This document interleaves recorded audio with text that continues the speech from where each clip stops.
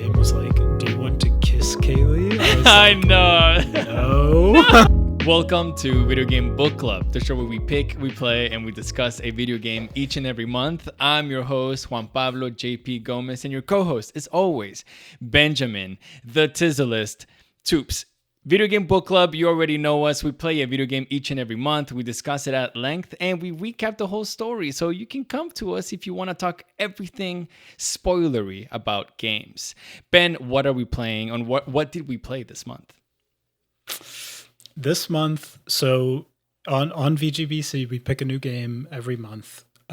We rotate who picks the games. It goes from me to JP to a community vote, which we'll talk about at the end of the episode, because this month's community vote was a banger.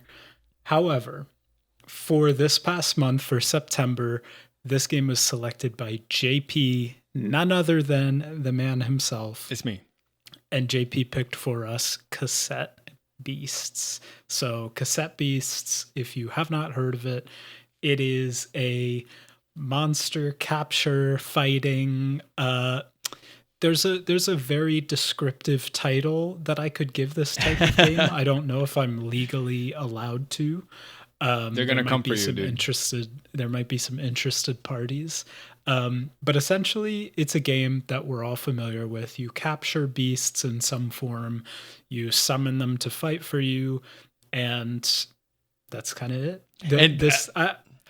Yeah, go ahead. Sorry. That's kind of it. No, I was going to say the same thing. I mean, you literally, the difference between this game and the titular title that we're not going to discuss is, and we'll probably will mess up so many times, is that you have kind of like a more open-y world, and you can kind of tackle different, let's say not gym leaders, but gym leaders in whatever order you choose. But you are gatekept by kind of the same way. There's some sort of environmental gatekeeping that you will kind of have to deal with some sort of Metroidvania traveling skill, let's call it. But in essence, it is just a monster taming game, but you don't really play by yourself ever. You always have a companion, an NPC with you, and they also summon, or in this case, transform into a monster alongside you. So every battle, if you're thinking about Pokemon, and we said it, a lot of the battles are 1v1, sometimes they're 2v2, and sometimes they're 3v3. Well, this one, it's almost always 2v2. Occasionally, there's a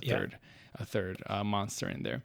But for the style of the game, I would describe it as kind of like a chibi-esque, cutesy style that has some pretty nostalgic 80s music and tunes vibes to it. So obviously the name is Cassette Beast, so there are cassette players in here, and so they kind of play with that and give you that kind of type of music that is maybe has that kind of radio frequency kind of with it, which hey, I like it. It feels maybe you like that, maybe you don't. It can be a little harsh. It can be a little harsh for some of us that have baby ears. Wow. But Ben, why don't you tell us and tell the people that are listening, how does this game start and what are we trying to achieve? Yeah, sure. So the game starts, you're given a character creator, which immediately is a differentiator from other similar games. You can kind of make your own character as they appear in the world, which is pretty fun. And there's kind of two different representations. You have the overworld version of your character as well as the battle version.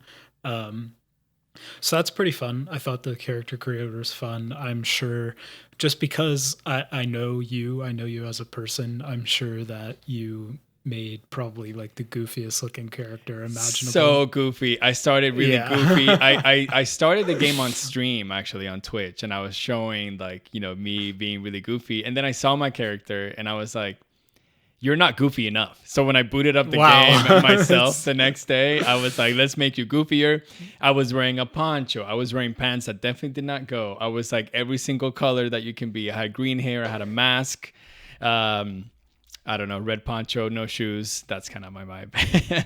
Okay. Well, there you go. So you had the character creator, which was fun. I didn't spend a lot of time on that. And then essentially the game just opens. You're kind of cast through this whirlpool of time and space, and you kind of wash ashore on this random beach. Basically, your character doesn't really know where they are, um, and you're kind of just wandering around. There's no like immediate objective. You're just wandering, but pretty quickly you encounter the main inhabitants of the land, which are these beasts, these cassette beasts. A little crab that has a cone on its back just starts running Yes. after you. His name is Traffic Crab.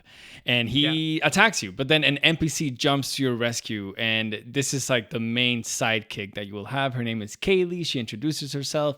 She has a British accent. And she's like, whoa, what's happening? Not really. But she's like, yo, we got to fight this crab. Take this cassette. Hey, what is your aesthetic? I found that so funny that like in the middle of the fight, she was like, well, actually, 1 second, dude. Tell me, do you like sweet vibe? or spooky? And obviously that's, the game being like, oh, there's 2 choices or starter Pokemon What kind of that options you are can choose. those? Bro, that's sweet and spooky. crazy options. Like sweet and salty makes more sense. Sweet and spicy. Right. Spooky and like angelly? I don't know. It makes no sense. But I told Ben that I was going with sweet because I wanted him to go with spooky because I wasn't sure if we were going to be able to have the other starter Pokemon, let's call it, or starter beast, sorry. So I was like, yeah, let's each pick one so that, kind of we're playing, different games. So I chose sweet. It was Candeville, I think was the name. And then you transform into this monster and you fight it out just like you would in a turn-based monster taming game. You beat the monster, you walk back to like the main town of this island called Harbor Town? Yes. And Kaylee's like, yo, I gotta tell you some bad news. You actually are stuck in this island and there is no way out. There have been centuries and centuries of people waking up in this island and literally no one has ever left ever. So sorry about that. And then you pass out, you wake up and she's like, okay, I'm going to go on a scouting mission. Why don't you say hi to people and then meet me for the scouting mission? And I'm like, already? I'm already being recruited? Like, sure, bro. I just got here, man. I just got here, dude. You just told me that I'm trapped in like this like alternate dimension for the rest of my life. Like, do I not need time to process this information? No, there's no time, Ben, because where we're going, we just gotta do. So you basically, sure, you can walk around here a little bit. You're gonna meet some NPCs, but they're mostly like nothing really to them. They're just there to eventually give you side quests. They're just walking around. You meet like the doctor who will cure you if you ever like lose a battle and then you wake up in the hospital or whatever. And then you go to the ranger's cabin. That's like a big building in this town. But they're like, hey, you're not really qualified to be a ranger. If you want to learn more about it, you got to go explore or like go find the captain or whatever. They're not here right now. Sorry, not sorry. You're like, all right, sure. There's nothing really to do except go with Kaylee. So you go with her and then the kind of like the game really introduces itself to you. It teaches you how you need to traverse the land and do some sort of like, let's call it like slight platforming, I guess, around the environment to eventually meet the goals that you're trying to achieve. In this case, Kaylee's like, yo, there's like some really bad earthquaking happening. We need to go figure out what happened.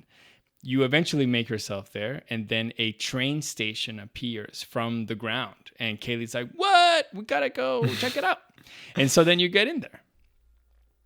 Yeah, it's just to touch on what you said. I feel like that sort of platforming that you got introduced to is like one of the main differentiators of this game from other similar games. Is that there really is like a strong platforming component to it, and it's not crazy platforming. Like we're not talking anything crazy, but it's notable and it's fun. It's fun to have those kind of overworld traversal abilities. I think the first one you get is just like some wings that you can use to kind of glide around. So you can reach ledges that you couldn't before, or make big jumps and stuff. Yeah, exactly. So you get that initial ability as you're kind of wandering around with Kaylee. And you enter this train station, and in the train station is this magic, we met Traffic Crab already, but there's like a magic Traffic Crab, And he's like, "Hey, what's up? How's it going?" And you're like, what is going on here? Like, what is this train station? Where does it go? Can I use it to leave? Can I leave on this train station?"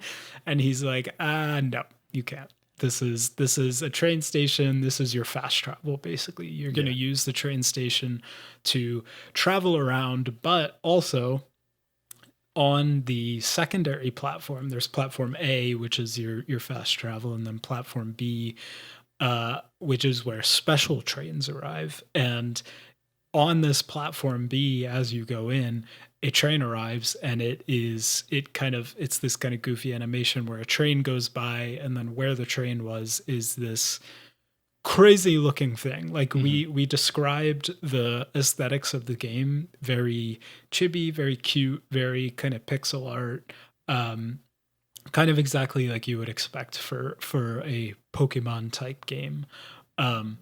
But this thing that you encounter is totally opposite of that. It's like 3D modeled. It has an aesthetic that's very different than everything else in the game. It stands out in a very stark way. And it looks like jarring. It kind of looks jarring to you. And as you interact with it, there's like effects on the screen that kind of reinforce that. And so it's introduced to you, in a roundabout way, that this is an archangel for whatever reason in this world. All these people have washed up here. There's the beasts that wander New Wirral. And there's also these archangels, these just like crazy powerful beings that show up. They basically defy all the rules of this world, and they're here to bust you up, basically. And you have nothing else really to do except to fight this archangel. You just got here, like, bro, all I have is a band sheep right now. What am I supposed to do? But you fight this archangel, and it's the first time where it introduces what I think this game would advertise as its core mechanic, which is the fusion mechanic. Yes. So it's funny to talk about because the game uses like a lot of euphemisms when it talks about the fusion, which is kind of funny. But you're in this battle, you're fighting Morgant, the archangel, and you are fighting it with Kaylee, your partner in crime. And, you're sitting there and it's kind of like, whoa, what's going on? Our hearts are coming as one. Our hearts are aligning. And then you fuse together. Your character and Kaylee like physically fuse together. And the result of that is that their beasts fuse together. And they come together to form this like mega version of their beasts, a combined version of the beast. So it has, all the combined move sets. It has both types of the beasts that combined, and it gains more AP as well. So this game has, instead of like PP for moves like in Pokemon, you have AP, like a more kind of standard action point system where you get a certain amount each turn. And the fusions get a lot more AP than normal beasts. But that's kind of it. You're just this fused monster now, and the game kind of tells you like, hey, by the way, you should watch Morgant's AP bar, because when it fills up, she's gonna like wreck you, basically. Yeah. So just watch out for that, and that's basically all it tells you. And then the rest of the battle, I don't know, how did that go for you? It was good. You have to mention too that Morgante doesn't have a lot of HP. And she appears to be broken, and she's almost like at 15% HP when the battle even starts. But once I fused with Kaylee, and the music starts bumping, and you actually get lyrics for the first time, or maybe the second time in the music, you were like, okay, I'm in. This is super fun. Let's get it going. And I wrecked her. Like, I beat her. I didn't die from it. I don't know if you're supposed to not, or if you're supposed to lose. But yeah, I didn't die from it either, so I'm not really sure. And I'm not really sure, but I got a battle 1, and then Morgante basically is defeated, but she's not actually defeated. She kind of likes let's say your, in Spanish there's a word for it, garra, but it just means like, like your perseverance, like you did really well. And she's like, okay, you want to get out of this island. I also have a secret task that I'm not going to tell you just yet. I'm going to basically enter your soul, and I'm going to be living inside of you now.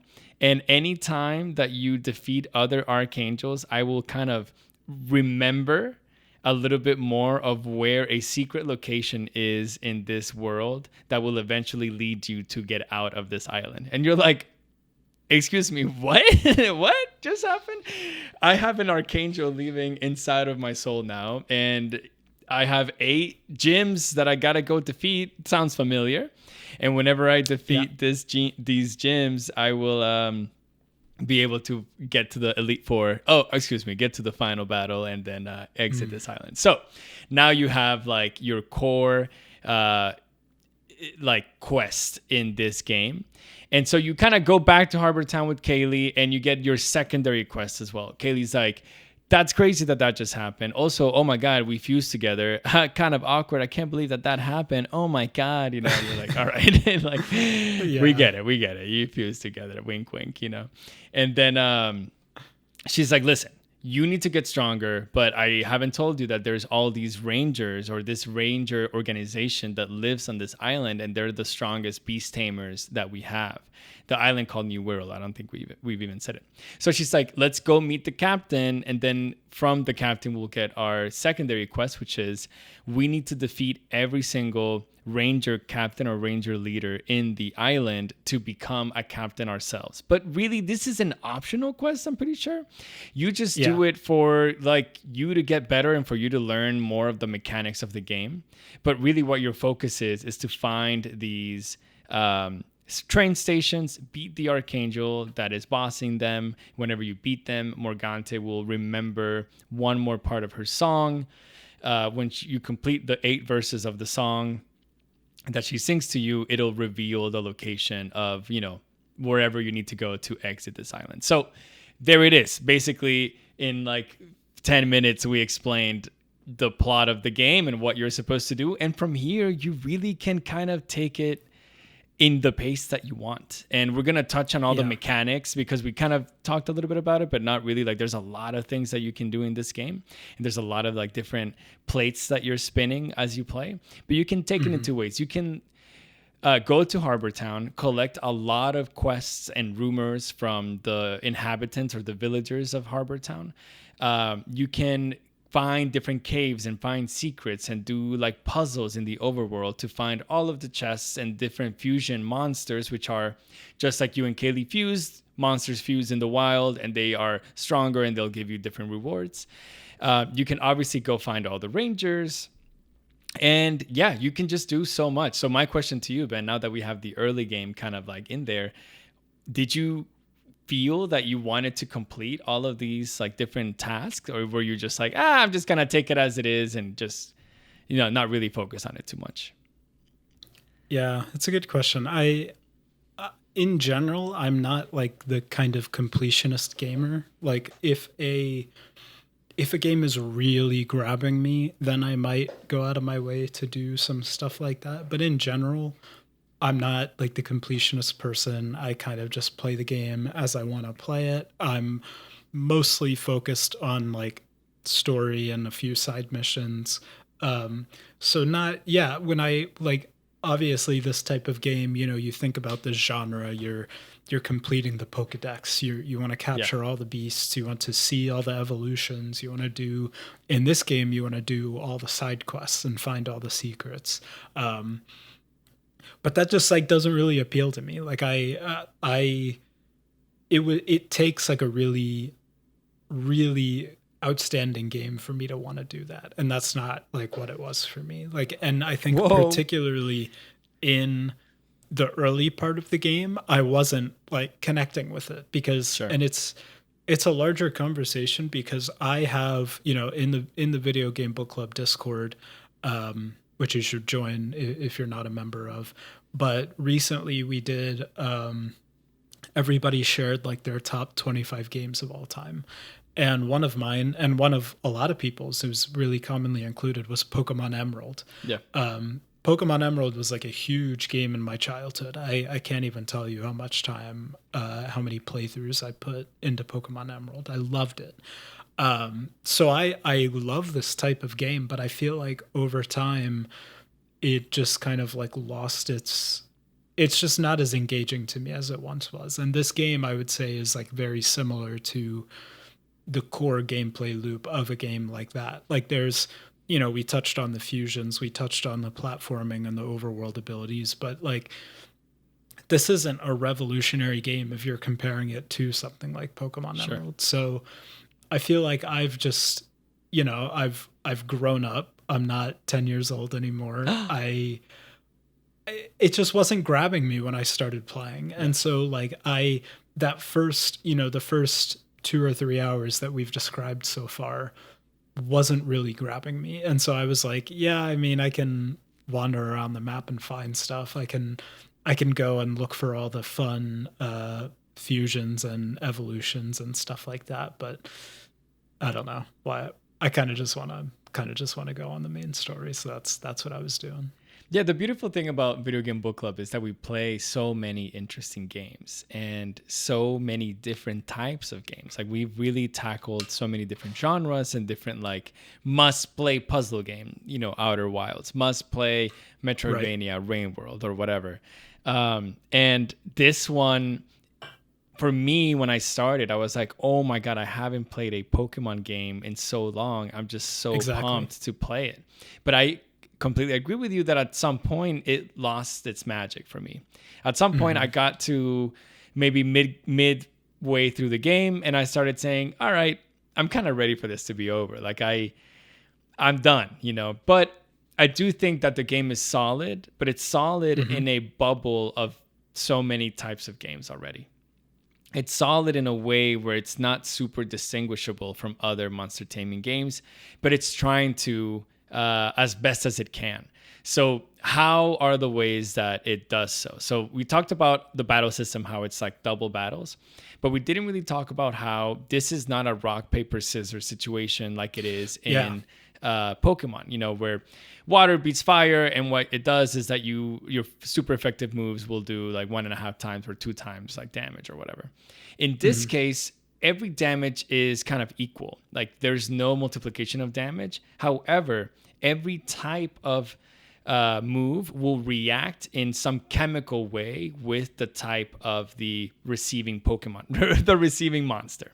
So, and at the beginning, it's pretty overwhelming, I would say. You kind of don't really know what is going to happen. The game does a pretty neat trick, though. If you select a move and you're selecting an enemy to fight, it'll tell you kind of with little symbols what it'll do. But if you think about a metal type that is going to receive a water type move, so you send water to a metal type, you think, oh, it's going to get corroded. And that's exactly what happens. It gets corroded, and the corrosion will make it so that the metal gets brittle. And because it gets brittle, you get, negative defense and negative range defense as well.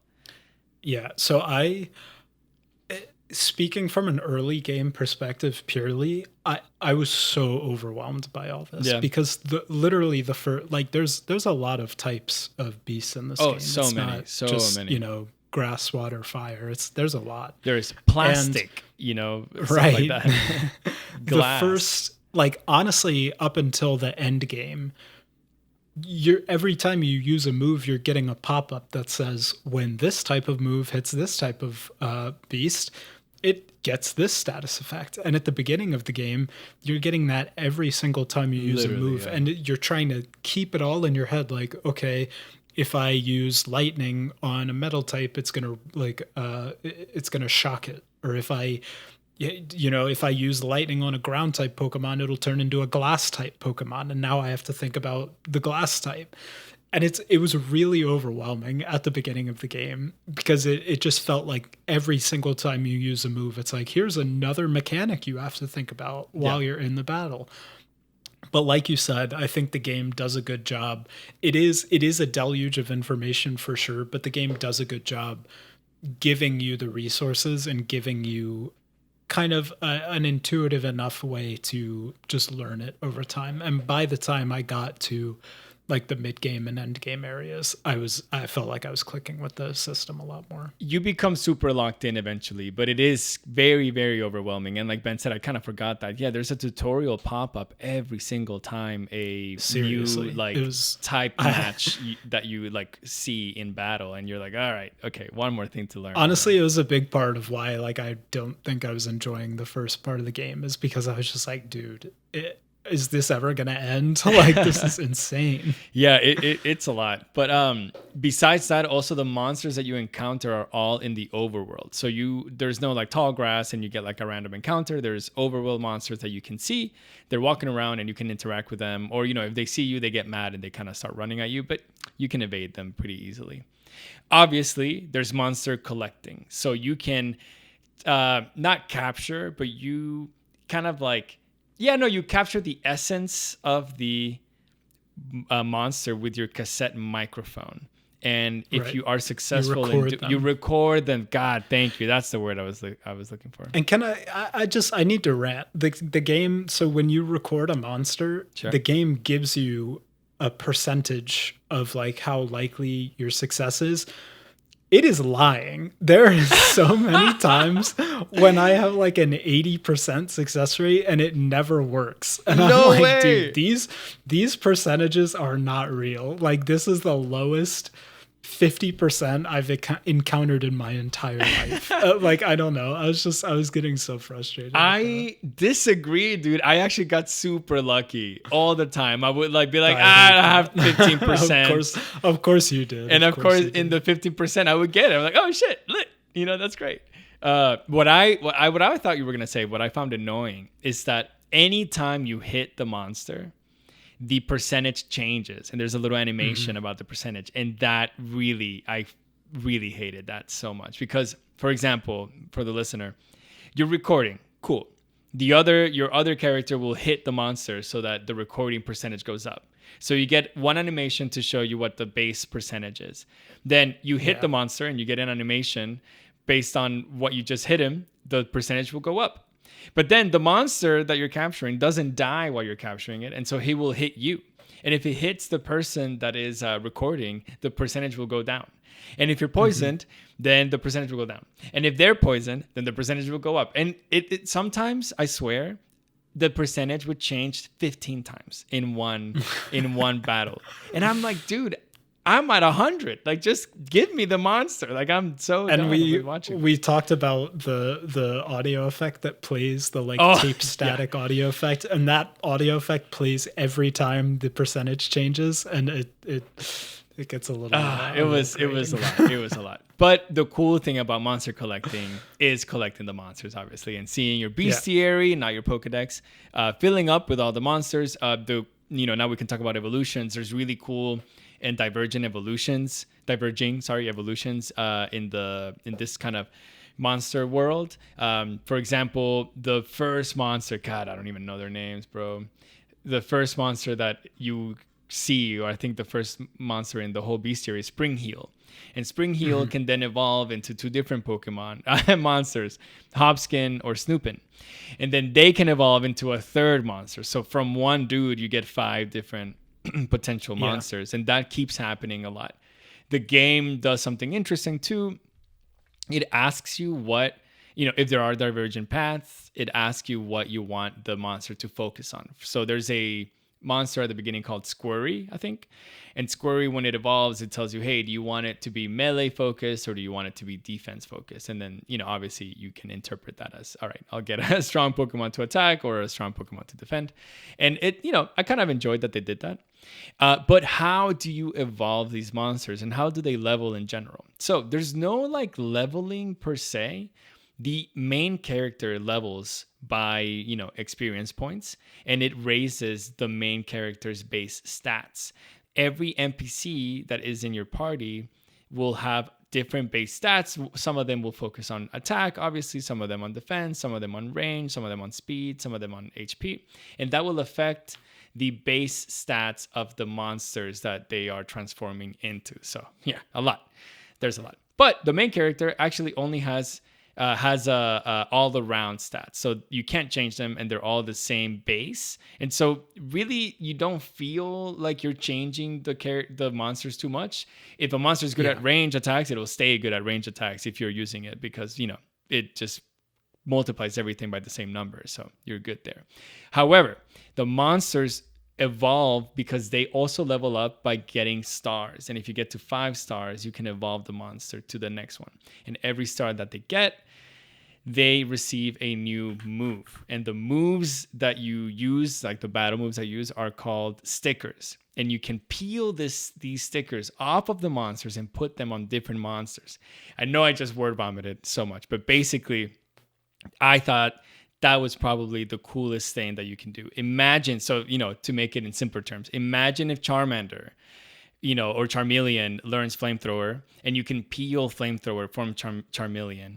And I don't know, your freaking, your Vulpix that you didn't evolve in time, or that you did evolve in time, never learned Flamethrower, and you can put Flamethrower from Charmeleon into your Vulpix. And or into a type that isn't necessarily fire. You can put it on your Ivysaur or something, if they're matching. And that's really cool. So you can now have a lot of different move types into your favorite monster, so that you can be always prepared, just like in Pokemon, with different type advantages based on your battles that you're facing.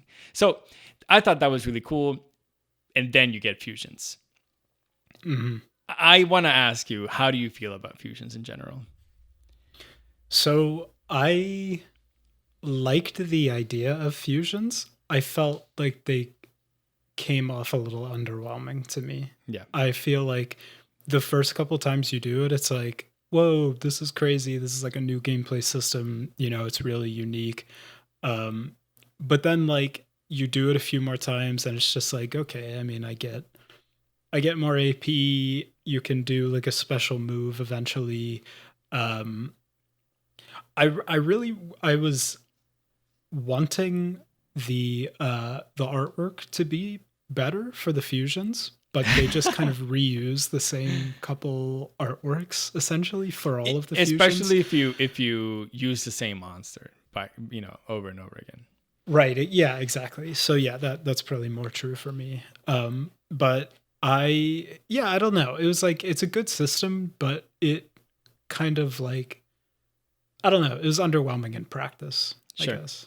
I lied in the checkpoint when we recorded the checkpoint. If you don't know what the checkpoint is, it's the show between the show where we talk about other stuff. And in the checkpoint, I hadn't really played Cassette Beast too much. And I said something like, oh yeah, and then there's fusions, and that will make you create new monsters that you can also have. But you don't. Nope. You only fuse in battle, and then you fight with that fused monster in battle. And then when the battle is done, you unfuse and you have your regular monsters back. So I was super mistaken. I thought that just like in Shin Megami Tensei, instead of evolving monsters like the traditional Pokemon way, I thought you would fuse them, and then that would create a new monster, and then you can keep fusing and keep creating monsters that way. And I was really excited to learn a little bit more about that, because I always found that system in Shin Megami Tensei games or Persona games really fascinating, and a lot more interesting and difficult, really, to get the monsters that you want. But no, that's not exactly it. Like Ben said, the monster just becomes really strong. They get a lot of AP. And then if you have a good relationship with your NPC partner, friend, then they can do a strong move if your AP bar is full, basically. Mm-hmm. But I know we did mechanics for 15 minutes, but there's just a lot of mechanics in this game and different things that make it semi-different than other monster taming games. So we really wanted to touch on them. But my last question for Ben before we move on to the mid-game is, what monsters did you end up using in the early portion? And did you keep them forever, or were you swapping, monsters all the time? Yeah, I think I had a pretty core group in the beginning, okay. And then I wound up adding to it kind of slowly, just as for whatever reason, I feel I couldn't find a good fire type Pokemon until later in the game. There's the first one, Spitfire. Yeah, I know. Oh, okay. The bullet one. You mean? No, the dog. There's a dog right at the beginning. I remember a dog. What? I don't remember, Oh dog. my I don't know. I missed it, I guess. But like I was looking for certain types of Pokemon and I couldn't find them. So I had like my kind of core group of like Tokusect, which is just kind of a air type kind of martial beast. And then I had the snake Pokemon. There's I keep saying Pokemon. The snake beast, which I forget what the initial version is called, but it evolves into like this kind of Medusa looking thing. Or there's multiple evolution pathways. Yeah. It's one of those. But I got the one that becomes like a Medusa. And I use that one a lot because the poison move, the poison effect is like really, really strong, especially as you get later in the game. So that one honestly carried me pretty much the whole time. And then I think the other one in like the early area was the I forget the name of it, but the moth type Pokemon that is electric. Electric, like Dominoth. Or and then Wingloom, Wingloom to Dominoth, something like that. Something like that. And then so Mothmanic too. Right. Right. I found so I use that. Just I feel like that kind of type combination of like poison, air, and then lightning was like solid for me around that time of the game. I'm a collect them all guy. I was like, I gotta catch them all. So I was swapping my team. I mean, every 10 minutes. You know, as soon as I would get, basically my thing was, oh, new Pokemon, I need to get it. A new monster, sorry, I need to record it. Get in my team, get you to 5 stars as soon as possible, evolve you to see what you evolve to. Do I like you? Yes. Keep you. Do I don't like you? Get out of here. Go to my bench. I'm moving a different baby Pokemon into my lineup so that I can evolve them. So I just kept rinsing and repeating that and getting my bestiary full of all these Pokemon. And then every time I would do so and I would send them to the bench, I would peel all the stickers because then I could just grab all those stickers and put them in my actual monsters that I liked. And basically, really, the main 2 monsters from the early game that I kept almost forever were Blossomaw, which is the Dandelion's evolution, and Folklord, which is Macabra's evolution. And I just felt that them 2 were so strong. And if you know me from, other games that I like to play, I'm always going to play like a big melee type, like punch, do as much damage as I can and not like, I don't know, not worry about defense at all. But Blossomaw was always there to help me with like, recuperate some HP. But other than that, I was like all attack, all gas.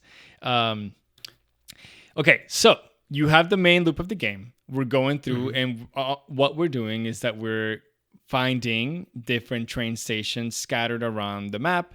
The map is fairly big, I would say. And anytime that you kind of like change biomes or like the flora changes, you kind of know that there's going to be a new train station. Obviously, there's going to be different Pokemon around, and you need to do some sort of overworld puzzle for the train station to pop up.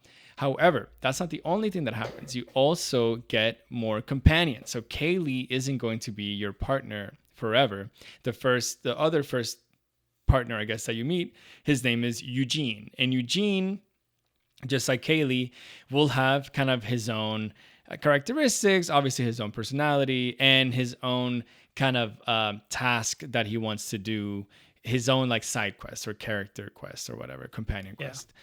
When you do that, then and you follow those quests through, then you will be able to fuse with that character as well, just like you did with Kaylee, and you will unlock that fusion with them.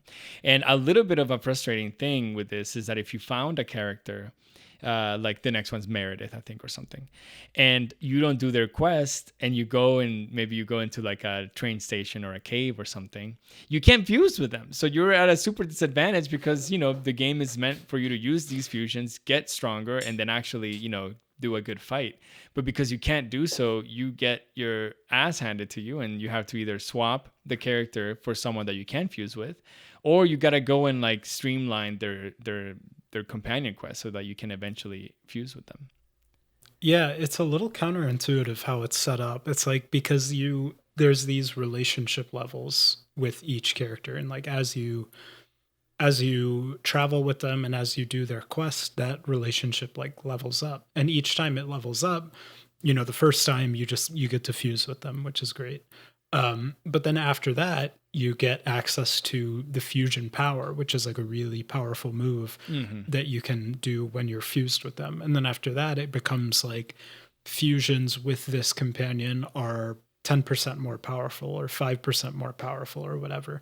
So there's like power scaling with the companions, and it reaches like by the time I had Kaylee for the first part of the game, like everyone.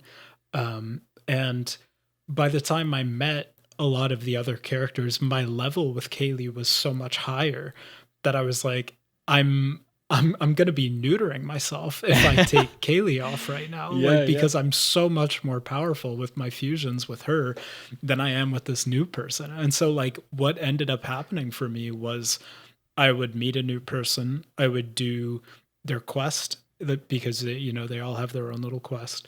And then I would immediately switch them back for Kaylee because I was like, I'm so much more powerful with Kaylee than with everyone else. You were Kaylee pilled, dude. I was Kaylee pilled. And this actually is part of a frustration I had with the game. Give it to me. Because the monster inventory management system is so bad in this game. Sure. You have you have your party, you've got 2 active beasts, and then you have 4 on your roster. And you have like your monster storage system, like we're all used to. But you can only put monsters in storage if they're not active. So you have to, if you want to swap a monster out, you have to swap them to the not active roster and then put them. And then if you want to take a monster out of storage, you got to go in storage, take them out, put them in the active roster.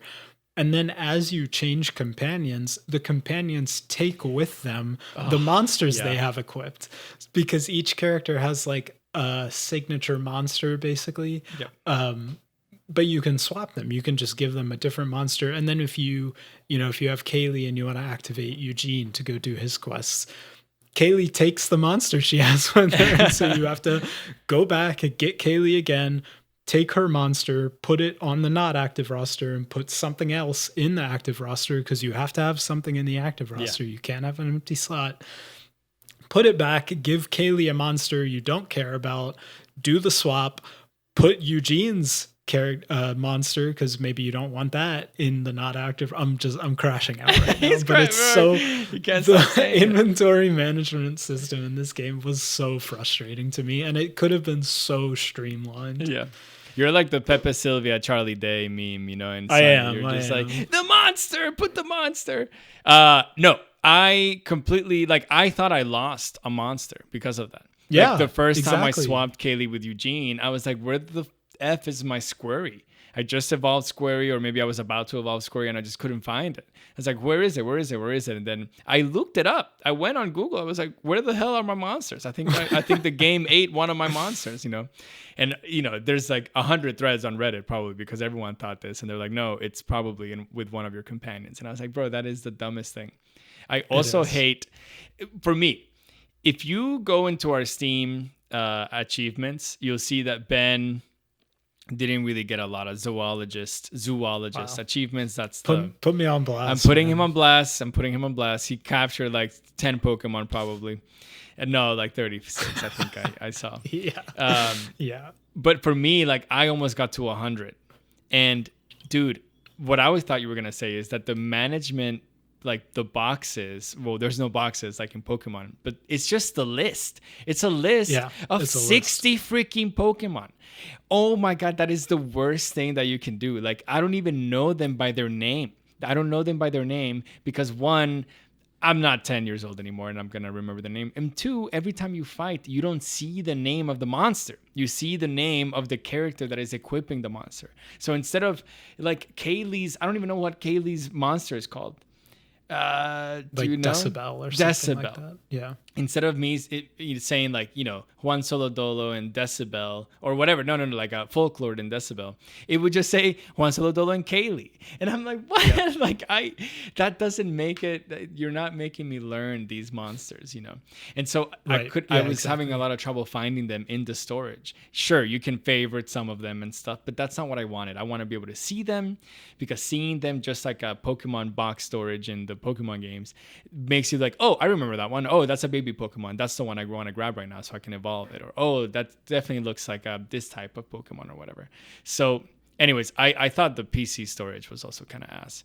But yeah, and it's the thing you mentioned about displaying the companions and your name instead of the beast names. It's a really small thing, but it really does impact your experience with the game, because like sitting here, you and I can probably list 100 Pokemon off the top bar. I haven't played a Pokemon game in probably 5 years. We could list 100 Pokemon right now. Yeah. Off the top of my head, I could probably tell you 5 beast names, like, because you don't see them unless you're doing the inventory management. And I think that it stinks a little bit. I don't know. It takes out some of the personality of the game, especially because you do find your favorite Pokemon, your favorite monster. Yeah. And you like, my favorite monster is Kirikuri. Mm-hmm. Do you know that one? Mm-hmm. Yeah. Kirikuri is banger Pokemon. But I had to look it up before we started recording this because I forgot the name. I knew it was with a K, exactly. But I didn't really know how to say it because I never saw it. I only saw my own name. But yeah, anyways, Kirikuri, that's my guy. God mode. We're gonna stop with this ranting. Yeah, Ben is unhinged. I don't know what's going on. He told me that he had not a lot to say about the game, and here he is. No, it's not true. No, it's not true. So we don't. Maybe going through like every companion quest and every Archangel probably isn't like the best use of our time. But yes. What I'll ask you is like, which of those stood out to you in kind of this mid game? Which companion quest or which Archangel like really stood out to you? I mean, you got to talk about Kaylee's side quest because even though she's the first kind of companion, but in her side quest, someone gets murdered. In her side quest, basically she is part of this cult, and she was part of this cult. And you don't know why the cult leader is now acting crazy. She's like, I left this cult 2 years ago. They replaced me with someone that looks just like me. This is creepy. We got to go figure out what's going on. And then you come to find out that the cult leader is basically is a puppet for an Archangel. And so the Archangel then kills the cult leader in cold blood and smites him. And two things. One, wow, I didn't know that there was going to be murder in this chibi game. And two, they don't really seem that upset about it. Kaylee's like, they're really not. I told him he shouldn't be yelling. Because he was going to die. And you're like, okay, unlucky, R.I.P., my man. So that companion quest was good. I don't think that many other companion quests were strong. It's like Kaylee's is the most in depth by far. Kaylee's is the most in depth. There's the one that involves the mall. I think is good, just because Meredith's, because it's like the mall is like a more significant area and it involves a little more puzzling and platforming and stuff. But all the other ones is like a good example is one of the later ones you encounter is the dog. I don't even remember its brother. name. I don't want to fuse with a dog. I don't want to fuse with a dog, dude. Like I don't know why they're making me fuse with a dog. So one of the companions is just a dog, like a straight up dog that you encounter in the overworld. Yeah, literally a dog. And Barkley's companion quest is literally you get Barkley, you go up a wall using a platforming ability, you go in and you defeat a fusion monster. It takes 5 minutes, and you compare that to Kaylee's at the beginning. It just it feels like there was just like a kind of gradual decline of like the actual content to these side quests. I also think with the side quest thing, the side quests are not gradual. Sorry, the companion quests are not gradual. Like you complete the companion quest, and at the end of the quest, you fuse with them, and then there's no more quests. It's done. Yeah, But you have that's 5 relationship levels to level up. So all you have to do is equip, or I guess equip is kind of the correct word. Travel with that companion, and just fight. And eventually, with the more you use them, the more the relationship will go up. But I'm like, you should have made me fuse with them immediately and incentivize me to use these different NPCs by gradually giving me level ups in my relationship with them by doing their like pieces of their quest. If you do them more slowly, and if they have more meaning and more like weight to them, like you're saying, then I would probably be excited to talk about Felix's quest. But I'm not excited to talk about Felix's quest because it was ass. It was fine. Like, he drew a character, the character came to life, and she's mad because he doesn't like her. All right, like that's kind of weird. Like Viola, I liked Viola because she was really strong, because her base stat that was boosted was speed. And so you can equip any character, and like you would guarantee that she would move first. And that was so strong. But her side quest was kind of mid, I mean, her companion quest was kind of like whatever, and her character in general, I was like, you're not really that interesting. I thought my favorite character was Meredith, though. But she was a attack boosted character, like what I like to be. So I didn't really want to use her, because I'm like, we can't just be 2 melee Pokemon here. So yeah, it was sunk cost fallacy for me, because I was like, dude, I have all these levels on Kaylee. I've like totally completed Kaylee's companion tree. I don't want to, like, I just want to keep doing bosses. I want to progress in this game. I'm not trying to like do everything, fight every Pokemon, find every Pokemon, do all the secrets. Like, if I just want to go to the next boss, I got to use Kaylee, because she's the strongest by far. Oh yeah. So yeah, it comes down to my play style to an extent, but like, yeah, having only so much content for each companion didn't really like mesh well with the progression of the game for me. And I also feel like, if they wanted to do more content for each companion, they probably wouldn't have been able to include as many companions. Like, there might have only been 3 or 4. You don't need the dog. Like, kick the dog away. Don't kick dogs, please. Just like let it off its leash. We don't need to fuse with the dog. Yeah, especially with all the jokes about fusing with the dog was so bizarre to me. That was it was so bizarre. Why don't you tell me about your favorite Archangel in that kind of section, or what did you think about the Archangels in general? The Archangels were good. I said I didn't really love the first part of the game, but as I got deeper into the Archangels, I started getting more invested in it, because I was like, these designs are crazy within the scope of the game. And they really are. Like, they get so increasingly like bizarre and like off-putting to an extent that I was like, I just kind of want to see what's going to happen next.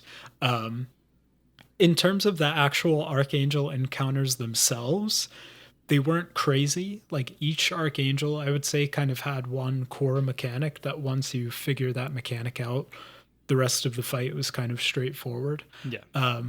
But I'll say, like, in terms of the design, I think maybe my favorite design was like in terms of the like overall encounter, my favorite was probably Alice, because I thought it's like it's a play on Alice in Wonderland, basically. Yeah. And to access the boss fight, you have to do this like whole maze, and you have to use these different items that change the size of your character and complete different portions of the puzzle kind of based on what size you are, and kind of go back and forth. And then when you fight her, she kind of uses that same mechanic. She like scales her size bigger and smaller, and it affects the way she plays. So I thought that was really good. I thought that that was like the strongest Archangel encounter to me. And the others, like, I really liked the design still, but they were kind of just more straightforward, I guess. Yeah, I agree. If you've played Metaphor Refantasio or have seen it, that's kind of what these monsters look like. Like completely, some of them, I don't want to say grotesque because maybe they don't go that far, but they are just so bizarre and so it's just a stark difference between how everything else looks in this game. So both Ben and I agree that we love that from this game. Like Archangels, for sure. I wish it was mostly Archangels and nothing else. Like I wish the Archangel, like I almost want this game to be like a dungeon crawler Archangel cave system, kind of, than like a chibi exterior where like there's, you know, big open space and you can kind of travel around and kind of be like free, and then a small little train station. You know, like I wish this train station was like 3 times as big, you know. You may notice that we haven't really talked about, like, half this game is finding the different ranger captains and challenging them and like getting your gym badges basically. But those are just like, so like you find them and fight them. They're poopy. There's They're nothing poopy. to do there. They're just a but stronger. It feels like, yeah, it feels like they're just like a stronger normal enemy. Exactly. And it's kind of the same as the Archangels. They have kind of a mechanic they're built around, and once you figure that out, that's kind of it. Yeah. But by dividing kind of the core part of the game into two, into the captains and the Archangels, it felt to me like neither of them got fully built out, basically. Sure. Yeah. I wasn't, for me, like the way I think about this game is, you know, again, this is just my own interpretation, but these developers, we failed to mention, this game was made by literally 3 people. They are a super small studio from Brighton, UK. Amazing, like complete, like claps all around from the VGPC community for them making this awesome game that I know we like have a lot of qualms with, but it's a solid monster taming game. It's just, you know, Video Game Book Club, we're going to talk about like how we felt about every single part of this game, you know. But what I was going to say is I forgot my train of thought because I went on a little bit of a tangent. I have something to tell you though. Okay. If you lived in New Wirral, why are regular people trying to fuck me up? Like, why are regular monster tamers being like, hey, what the fuck are you doing? And then they just fight me. Like, I found that also so bizarre. Like, at first you find these, like, the real estate agents or whatever they are. And then the cultists, sure, obviously the cultists want to fight me. The real estate agents, it's like a play on like they're zombies, vampire-like people. But there's regular people that are just like, yeah, I've been stuck in this island for the last, 15 years. Fight me, bro. And it's like, why? Like, no thanks. You're not even like trying to achieve anything. You're just trying to fight me. So I'm mostly being tongue-in-cheek here, but it's just like, it was a little bit bizarre when I was playing. I was like, why are they fighting me? Like, this is so annoying. Yeah, just because it's a monster taming game. Just because it's a monster taming game. You have to fight other trainers, but it's hilarious. It's hilarious. Okay, from the Archangels, because I didn't give my spiel, I liked Hecahedron. And Hecahedron gave me a lot of trouble, actually. That one was a good one. And I think I haven't said it, but I was playing in like a harder difficulty. There's like 2 sliders that you can change in the game that will make the game harder if you want it to be more difficult. I just felt that at the beginning of the game, it felt fairly easy. So I was like, I'd rather, think a little bit more and, I don't know, get my battles a little bit more tight, so I increased that difficulty, not all the way, but like maybe 3/4 of the way. So that was pretty good. So the Archangels actually gave me a lot of trouble, whereas the Rangers rarely gave me any trouble, to be honest. But that's kind of, again, that's the core of the game. So we're gonna go back, dive back with us into the plot. There's not too much with it, but there's obviously like 2 really, really important moments that happen in this game. And the first one comes midway through the game. I don't know if like there's a like specific number of Archangels that you have to defeat for you to get this like sequence, because you can defeat them in like any order-ish kind of. But you're basically progressing through, and anytime that you fight an archangel, this really interesting character pops up. His name is Aleph. He kind of looks like he has a triangle head, and he's wearing some sort of coat, and he's like basically collects these archangels that you're killing. He collects them, and then he kind of says something pissy at you, and then he leaves. Eventually, he gets really pissed at you, and then he's like, you know what? You really want to get out of here? And you're like, yeah. You really, really want to get out of here? And you're like, yeah. And then he kicks you out of New Wirral, but instead of sending you home, he sends you to like an apocalyptic planet. And you're like, super disoriented. You have no idea where you are. You kind of go through the time and space time continuum, and then how do you know it's someone's here to save you? There's a lodge that you enter, and in the lodge there's this lady called Miss Amber, and she's like, oh, I'm so happy that I was here right at the same time that you were here, because if not, you were gonna be here lost forever. I can't believe that Aleph kicked you out. Make yourself at home and let's chat in a little bit, And I don't really know how you feel about Miss Amber, but to me, she feels like a very neutral character, I'm calling it. She doesn't really take a side. She never really says like, oh, Aleph fucking sucks and Morgante is good. She's kind of like, Morgante, Aleph, and I were like a band back in the day. Not like an actual band, just like, a trio back in the day, and something went wrong, and they've been feuding for millennia or whatever. Yeah, you're like Aleph is collecting all of the archangels. He's like, I think he's like up to something really bad. He's kicking me out. He's all this, and she's like, yeah, that sounds like him. Yeah, like, exactly. Okay, thanks. Great. I guess I'll go back now. Yeah, exactly. So she's like, all right, yeah, just go through this mirror here and just tell the mirror exactly where you intend to go, and you'll get there. And then you do. And then you probably think to yourself, yeah, let me go back to New Wirral, and you go back to New Wirral. You tell all of your companions that. There's a scene where you're like in the little cafe, and they're like, and then what happened? And you're like, yeah, I was like in a different planet, dude. And then they're like, all right, let's keep adventuring. And they're like, they don't give a fuck. They don't care. They just keep going. And I found that just so funny, Honestly, I kind of did enjoy that. They were like, we don't really care. Let's keep going. Yeah. Yeah. We haven't talked about this, but there is a day and night mechanic in the game as well. Just because I had it in my notes here. The landscape changes a little bit when it's day or when it's night, and different monsters, obviously, you encounter different ones between day and night. Okay, at this point, Ben. Yes. You were going through the late game. How did you feel 70% through the game? Were you like, I want it to be done, or you were cool with keeping going? Keeping going or keeping going? I don't know how to say that. So I think my enjoyment of the game followed a normal distribution, I'll call it. It started incredible kind stuff. Of low. It started kind of low. In the middle, it peaked. We got the top of the bell curve in the normal distribution. Oh yeah.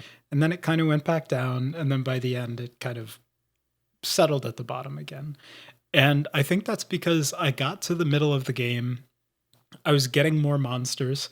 My monsters were evolving. I was like getting new evolutions. It felt like every time I rested, one of my monsters was evolving. And I was like, this is awesome. I love the designs. It's great. I love it. And then around the transition from mid to late game, that just stops happening. Each monster only has pretty much 3 evolutions, and there's, maybe different pathways you can take. There's always new monsters to catch that can evolve, but it's like, I got really invested in that evolution because I liked, I mentioned the Mardusa beast. I was like, this is awesome. That design's awesome. But then from the middle of the game to the end of the game, it was just the same. Yeah. And so I think maybe your focus is supposed to shift from the individual monster evolutions to the fusions. And that is supposed to be kind of the late game, like, mechanic late game progression that you center around. but the fusions weren't really doing it for me either. I was like, okay, if I get like in a tough spot in a battle, I can use a fusion and get myself out of it probably. Yeah. But that was kind of it. And so it felt like the progression kind of plateaued for me in terms of evolutions. And listen, you can say it's because I'm not catching a bunch of Pokemon and evolving new Pokemon. Um, and you'd be right about that. Like I really wasn't doing that. Yeah. JP said I caught like 30 Pokemon total. And, you know, in reality, my core team probably consisted of like 7, 8, 9 Pokemon that I kind of rotated in and out depending on what types I needed.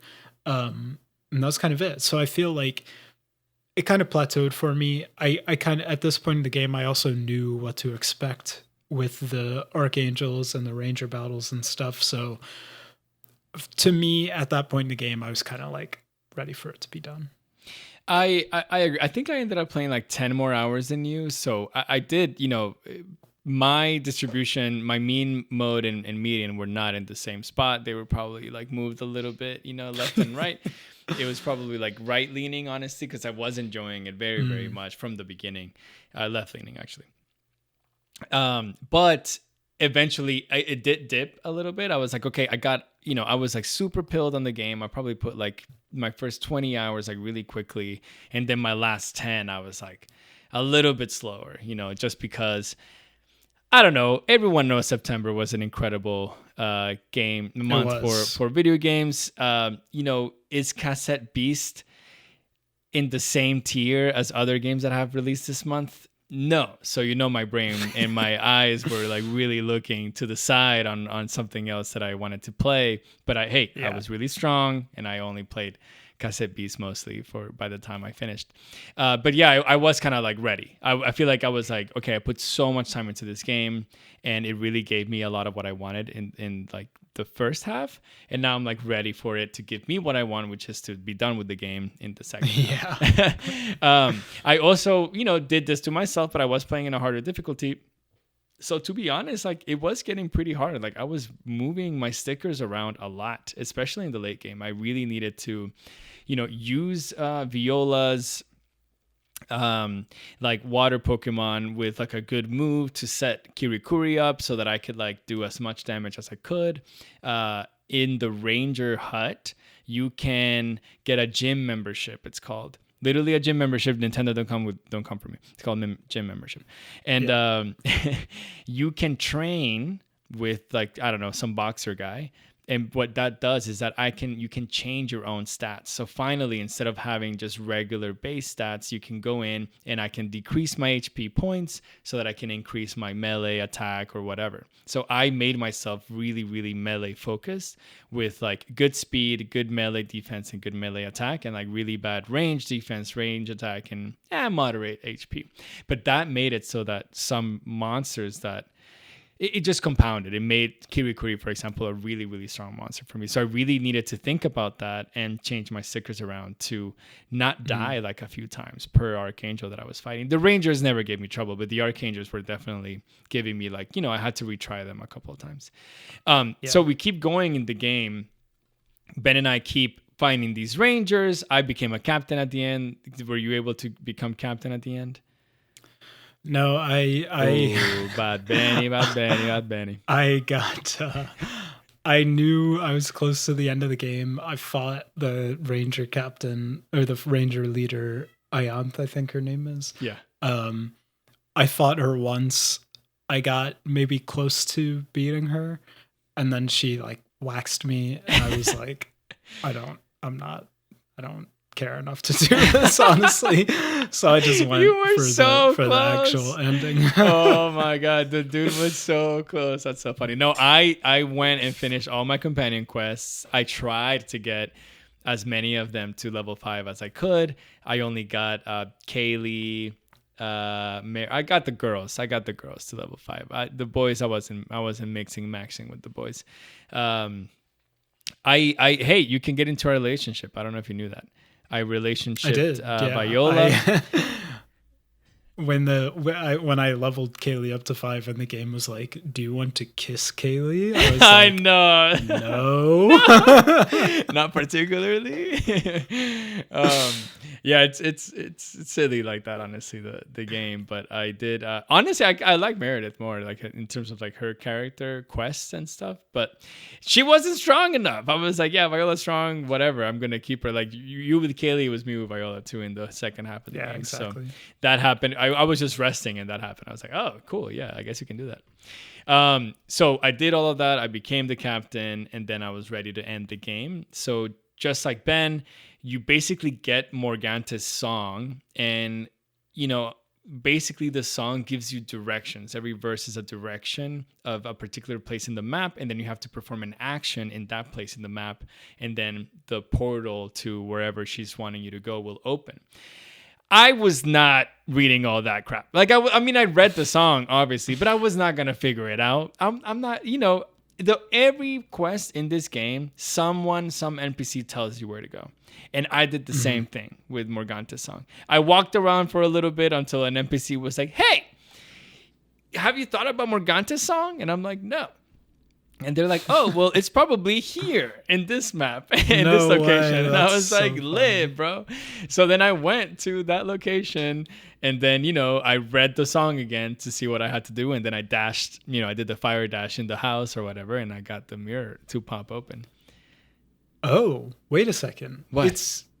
Mine's different. Mine was using the electric ability on like a tree stump. I think is that What?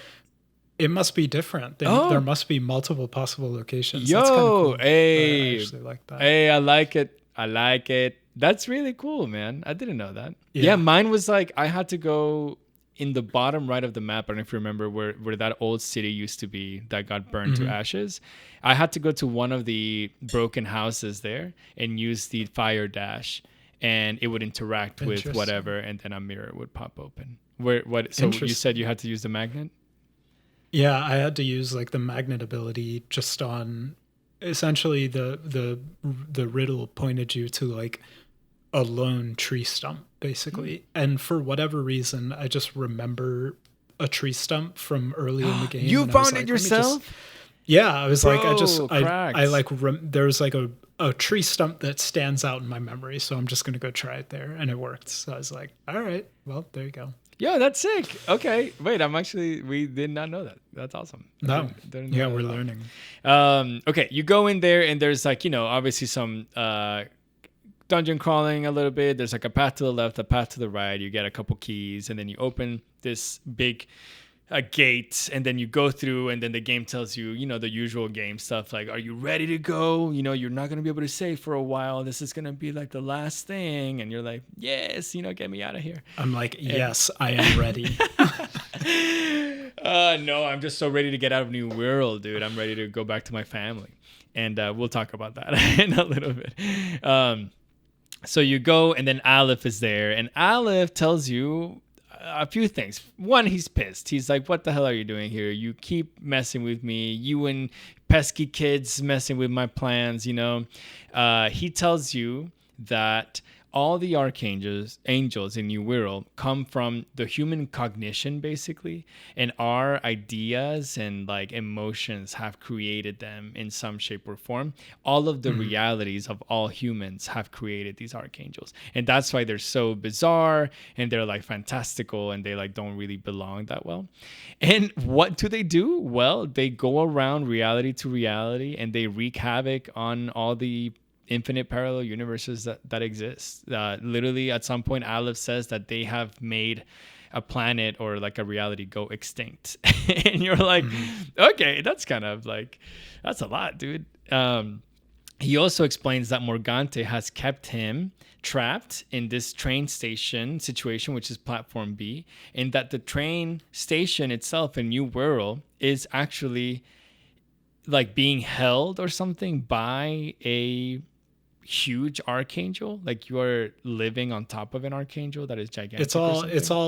Everything is an archangel in this game. The Miss Amber is an archangel. The New Wirral is probably an archangel. Yeah, everything. It's like, yeah, it's just all It's archangels. a hey, You're you like, know what? okay, That's an cool. archangel. The subway station is an archangel. The subway, Everything's an archangel. the dog is an archangel. You fuse with an archangel Yeah, instead. sure. And then basically he tells you, listen, I swear to you, pinky promise, that if you leave and I send you home, I'll never mess with your reality that you're living in. And you're like, no, I'm a good guy. Every reality matters, and we're gonna defeat you because we want every person in every reality to have, I don't know, a good life or whatever. And then you fight, and then it's like a 4-phase fight. The first one is just you, like normal, your 2v1 battle, you versus Aleph, and he's not really that strong. I kind of waxed him a little bit in that one. Yeah, same. And then he gets mad at you, and he hops on the train that is on this train station in particular, and then he's like exiting towards, out of New Wirral, and you're like, no, come back here. And so you jump on top of the train. And you and all of your buddies, all your companions at this point, transform into your respective monsters. And then you fight Aleph, who has transformed with all of the other archangels that you have defeated up to this point into a massive, kind of polymorph archangel type situation. And that fight was brutal. That fight was really tough. But I was able to finish it. But wait, you don't finish it. He kills you and he destroys your cassette. So now you and all of your buddies are cassetteless. But guess what? Morgante's there with you from your soul, from deep within your soul. And she tells you, listen, dude, guess what? You don't need a cassette. With the power of friendship and the power of will, you will be able to transform into the beast by yourself. Just believe, dude. Wow. Believe. Wow. And so you do believe. And all you and your buddies transform, and you all fuse. Can you imagine? That's kind of harem, dude. Eight people, pause, 8 fusions happen right there, and you become Morgante. Basically, you become the actual repaired version of Morgante, because again, she's been broken this whole time. And then you and Aleph just battle it out, and eventually. Did you do that Morgante like final attack or whatever that dealt like 999,000 damage? I did, yeah. So if you just honestly, all you gotta do is like wait for your AP to max, and you use that attack, and it'll be a 1-hit KO. Curtains, dude. And so basically, you defeat him, and Morgante kind of leaves. She's kind of like, "Yo, well done," but also. I hate humans, like, see you later. Like, she was never nice. I never felt Morgante being, like, super nice. Like, she just really hated Aleph and didn't really want him to, like, do his thing. So she kind of wanted to stop him. And then they're gone. And then you're back with you and your pals, and Miss Amber is there. She's back. Mm-hmm. And Miss Amber is like, yo, that's great that you did this. I'm going to offer you a solution to your problem. I'm going to open this portal, and it'll be a one-way shop back to your reality if you intend and your heart desires to go there.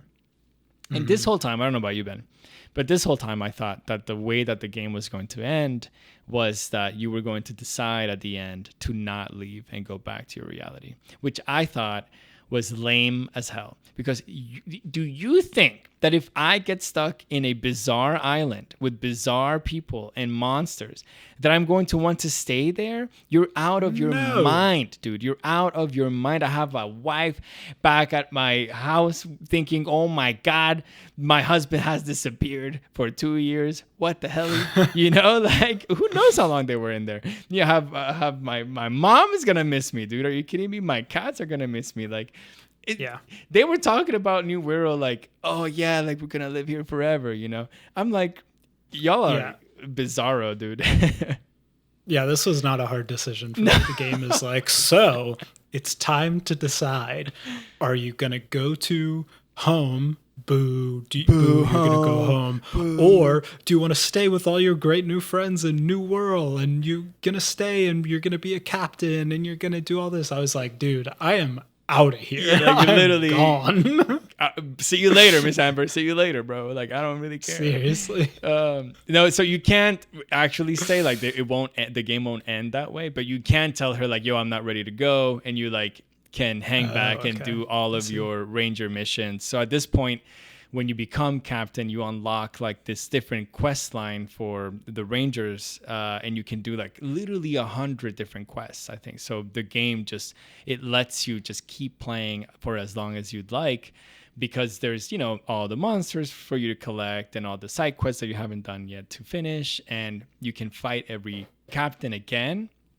Once you become a captain, you can go and like you know, request a rematch, and you know, they're obviously a lot stronger, and they, you know, have different quips like, oh, you're a captain now, okay, I won't go easy on ya, you know. You can like rematch all the archangels. There's a new character, a new NPC that you can talk to. Her name is Sunny, and when you beat the game, basically that's when you can unlock her side companion quest or whatever. So, you know, there's a lot of post game to do, but if you like, it's not like the game finished, if that makes sense. Like the game really does end when you exit and you leave New Wirral, and you like say goodbye to your friends. And I have to say, Ben, that I thought the ending was so funny, because basically what it is you and your buddies are in like a line. All your buddies are in the line in front of you, and you are looking like one by one, they go up to you and they like, you know, say out to everyone like, I just want to say I loved you guys. You were amazing.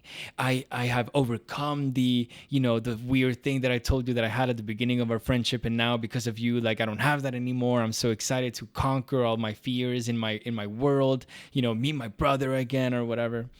And then they say, okay, see you later. And then they jump in. But they all have the same thing to say. But by the end, there's not an audience anymore because they've all gone. So like the last two people are just talking to like the dog and you. And I thought that was, I was cackling when that happened, because like the first one, it's like, yeah, whole audience. Everyone can like hear me say all these things. But the last person's like, just go, dude. Like, you're not talking to a whole world now. You're just talking to me. Just get out of here, bro. And then obviously the dog goes with you. He doesn't go back to a regular reality. You just keep the dog, and then the credits roll, and then, you know, you realize again that this game was made by just 3 people plus, you know, whoever they used to contract out a couple of, you know, things here and there, and you're like, damn, another indie game made by just a handful of people that is a super solid experience. Again, I know that Ben and I, like, you know, we had our qualms with the game, but like the game it's a very solid, like it's a solid game that you definitely will enjoy if you do play it. But it just goes to show that, like, you know, a game can be made by like 10,000 people, or it can be made by 3. So super good. Ben, any final thoughts on the ending of the game from Cassette Beast?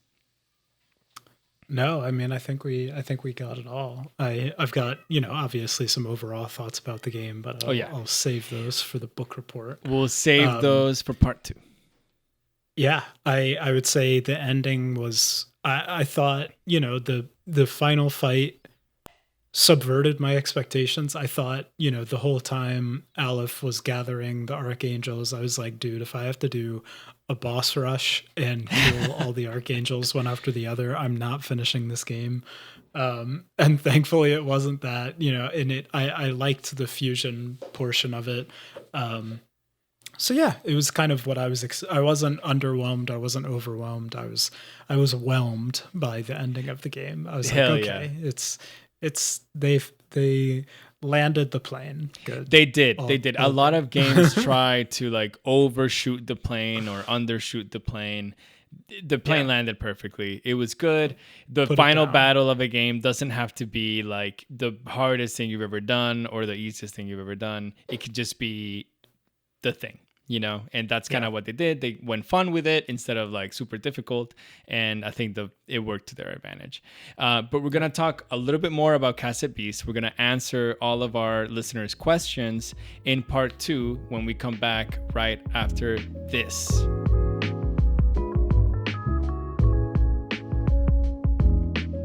Welcome back to part 2 of Video Game Book Club, where we answer questions that you have sent to us via the Discord. If you are not an active member of the Video Game Book Club, then you have to join. The best way to join is obviously, do your like, subscribing, and all those good things, but also join the Discord. That's where the core of the community hangs out. They talk to us about every single thing in the world, not just video games, but music and traveling and everything. And we get to enjoy playing all of these games alongside them. So if you are a member of the community, thank you very much for being with us. Appreciate you. Ben, I have the first question, and this one comes from Dilly Pig. All right. It's hard not to compare Cassette Beasts or any monster capturing game to Digimon. No, Pokemon. Do you think a game can give Pokemon a challenge for the top? What do you think is needed for that to happen? And does Cassette Beasts have any of those qualities? Dude, of course a game can give Pokemon a run at that top title. Pokemon has not updated their formula in 30 years. Like, Pokemon as a franchise has not changed, has not evolved. Wink, wink. You like that?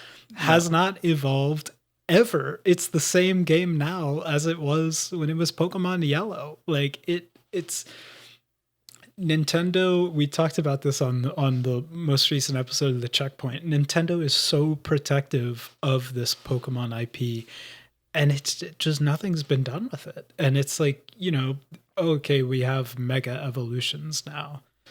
Cool, great, love that. Next game, like it's just not interesting. So there's like such a ripe opportunity for a game to come in, take the top spot, be this monster tamer game. And I think Cassette Beast made a good effort to do that. Like, they took the core formula. Like I said earlier, this is not a game that's leaps and bounds different than something like Pokemon Emerald. They took that core formula, they iterated on it with the fusion system, with the type system, with some stuff like that. But it didn't end up being like transformative, in my opinion. It still felt like you're playing Pokemon. So yeah, I mean, two-part answer. Could a game challenge Pokemon for that title? Absolutely, 100% yes. It is ripe for that. Nintendo is begging for somebody to make a game that is better than Pokemon while also refusing to do it themselves and making it harder for people to do it themselves. Did Cassette Beast accomplish that? Not really. I completely disagree. I think that no game could ever challenge Pokemon for the top spot in the monster capturing game. Not because anyone, I believe that games developers could make a like million times better game than Game Freak could, but there's no way that any other game that isn't Pokemon will be the most, the highest selling, the most grossing and financially game at the top of the echelon. Everyone and their mom knows Pokemon Pikachu. That's the two words that you need to know. And that's how they have marketed themselves. They are a capitalist first. They just want to sell as many copies of Pokemon as they can, getting away with it. They have their 3-year churning period where they just keep putting out a game, like a main game every 3 years and like a remake every other year or whatever. And they just keep getting that ka-ching, money. So no, I don't think so. Like it would have to be an incomprehensible hit by like an indie title to really challenge Pokemon from the top spot, I think. Now, do I think what do I think is needed for that to happen? I think that a massive IP, a massive developer with a super big following in one of their best IPs needs to make something that will challenge Pokemon.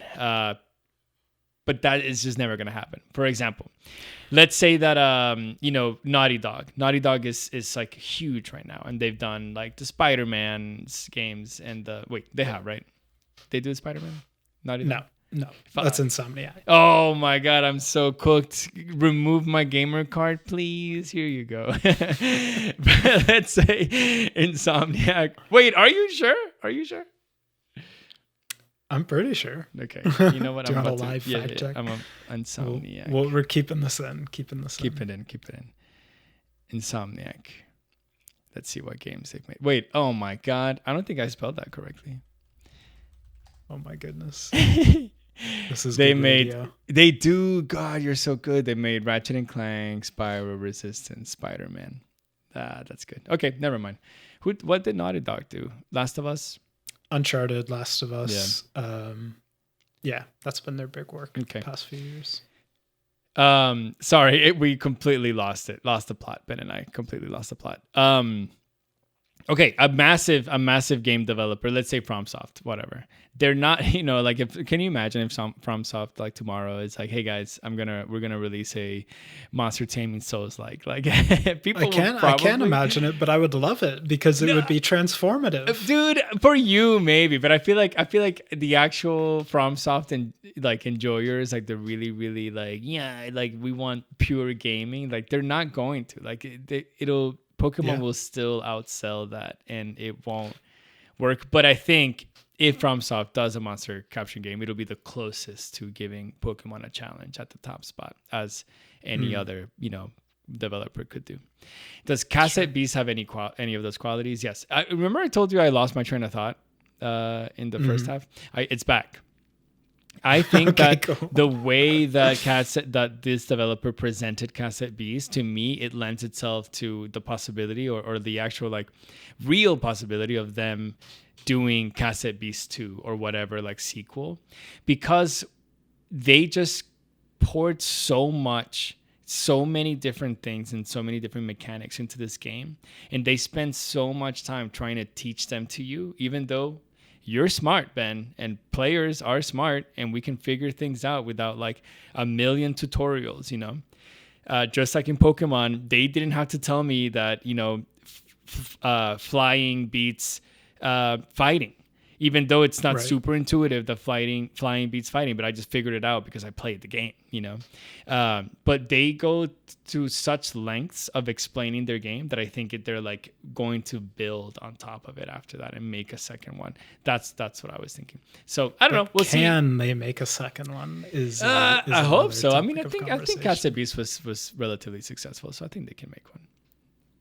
No, I meant in terms of like IP and stuff like that. But yes, that's a different conversation. We would talk about for half an hour, so we don't have to do that. We talked about it on the last checkpoint, so if you want to hear us talk about Nintendo's IP shenanigans, go listen to that. Yeah. Okay, I've got the next question. This one is from Hideo Kojima, known Video Game Book Club Discord member, Kojima-san himself. Love that guy. He asks, did transforming into beasts ever feel like losing or gaining agency? And how did that affect your connection with the characters or beasts? Interesting question. I think there's a lot of ways to take it, so I'm interested to see where you go. I think I really like the transformation into beast instead of the summoning, because we've seen, summoning or like, however you want to interpret that in like Pokemon or in different games. I do think that like losing and gaining agency as me, I don't really see that. I feel like I lost the like agency of the Pokemon, of the monster, like because as we talked about, every time we transform to this monster, they don't really have a unique persona. Well, I don't want to say persona because of shaming how intensive, but like they don't have a unique personality. They just become you. You are the monster, and that's it. So it's like I'm just fighting as myself, really, if that makes sense. Like the monster really won't have a personality or anything. It's just me. So I didn't gain a strong connection to the beasts in general because of that. And, more of the same. We didn't even have their name up top when you summon into them or you transform into them. But I did feel a good connection with my own character, with myself, with Juan Solo Dolo and my partner people. So yeah. Right. Yeah, it's like it's almost taking away agency in one form to give it in another. Exactly. And I completely echo what you said. And the only thing I would add is like based on what we said earlier, becoming the beasts themselves takes the agency away from the beasts, like we said, and it like kind of it takes the personality out of that aspect. You, like I said, you don't really remember the beasts themselves. You remember maybe what they look like, but you don't remember the noises they make. You don't remember their names. You don't remember stuff like that. So it transfers agency from one party to another, but it does that in a way that kind of takes the personality out of the game. Exactly. Yeah, I completely agree. Okay, the third question comes from Joe, VGBC's #1 fan. And he says, sorry, he asks, which beast... Wait, I need to preface this. Joe, if you know Joe, he's a very deep and thoughtful guy. Anytime, if you listen to the podcast, he always brings something that really provokes our thought, really gets us thinking, really challenges us to think about these games in a new way. So I really always look forward to Joe's question. So go ahead. And you're going to look forward to this one so much. You're going to love it. Which beast could you consider the most kissable? Which beast do you think would try the hardest to kiss you? And would you let it just to get it over with? Oh my God. That's so... Wow. And so of course Ben, this falls to me to answer. Wow. I'll just give one answer, and that's I'll take the Lilligator, the lily pad beast. The one that looks like a lily pad. Which one's that one? Lilligator. It's the evolution of Padpole and Frillipad. Oh my God! It just has like a giant tongue. It looks like it would give you like a really great lick. So my God. I'll take Lilligator, and it looks like it would be really trying to get at you with that tongue. So I completely agree. That's my answer. I went with the PG answer. I was thinking, the most kissable is probably the dog. I could give the dog a couple smooches on the top of his head. So I went with Pom Bomb, and then the beast which would try the hardest to kiss me. Probably the dog as well. Just want to lick you all over. Just like a dog would. Would I let it? Sure, dude. It's just a little puppy nader. But what I wanted to go back to Joe's question. The game really wants you to just smooch on your companions, though. I mean, they are really pushing. God, like the beasts, they're like, we don't really want that. Companion kissing, like that's real shit. Encouraged, please. Don't sleep Dude, on it's that. crazy. So you reach maximum level with a companion, and you get like a romance scene essentially. The game says like, would you like to kiss this character? And I'm like, no. And it's like, are you sure you don't want to kiss them? And I'm like, yes. Dang. And it's like, are you really sure? I'm like, dude, this is not a romance game for me. I'm good. I'm really sure. It's crazy how many times you have to say no to that. I said yes. I said, yeah, dude, we ballin'. I was like, kiss Viola, whatever. I also, honorable mention, smooching. Honorable mention to Dandelion. He's just a cutie patootie. I'll kiss his forehead, It's fair. Kiss his little forehead whenever he does a good job in battle. Yeah. All right. I've got, after that, wow, how do you follow that question? It falls to Inferno Disco to try to. Inferno Disco has our last question. She asks, music and mixtapes are central to the game. If you could make a mixtape of your life right now, what would your first track be and why? That is such a good question. Such a good question. And I could give like a lot of different songs, but just like everyone else, I fall into the like the loop that when you maybe go to a concert, or maybe you discover a new song or a new artist, or like something pops up in your playlist that you haven't listened to a while, you're just going to play that artist over and over for like the next 3 weeks, and then you'll swap it for the next thing when the next thing happens. And last weekend I saw LCD Sound System live in LA, and I've been listening to LCD Sound System nonstop. And obviously everyone knows Dance Yourself Clean, classic song. But a song that really, really resonated with me, like watching it live, was Someone Great. And LCD Sound System does this thing where like every song, or most songs, just start with like 2 or 3 instruments, and they loop the same. Well, they do it live, so it's not a loop, but they are playing the same chords like over and over and over again. And it eventually keeps building up and building up and building up until everything is like, it's like 10 instruments playing super loud, and the singer the front man is absolutely going ham on the vocals, and it just like builds to this like firework of a song. And I feel like that's how my life feels sometimes, like my life just feels like a complete firework, and I'm just trying to like take it all in, absorb as much as I can, because I love it so much and I wouldn't change it for the world. But it also is a little bit exhausting, with like just doing so much and experiencing so much like at all times. So honestly, right now, LCD Sound System would probably make the mixtape of my life, to be honest. And Someone Great in particular. I have a pretty similar answer, to be honest. I've loved Daft Punk for a while. They've been one of my favorite artists, and I'm really bummed that they're not making music anymore, but it's okay. I don't want to talk about it. But I love all their work. Like I listen to them all the time. And recently I found a like special 10th anniversary edition of Random Access Memories at the record store. So that was like an instant purchase for me.